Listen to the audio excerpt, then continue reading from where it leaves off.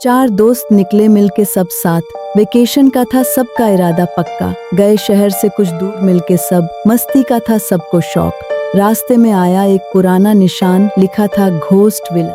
हाँ, ये दास्तान।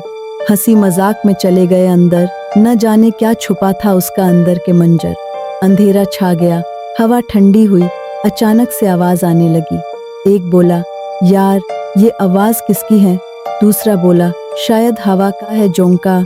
सबने देखा अचानक से एक सया, आंखों में खौफ, दिल में दार।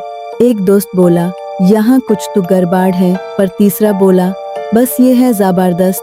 दरवाजों से आई एक परछाई, चलती जैसे हवा, बोलती नहीं। दोस्तों ने मिलके हाथ पकड़ा, कहा बस थोड़ा सा हौसला रखा।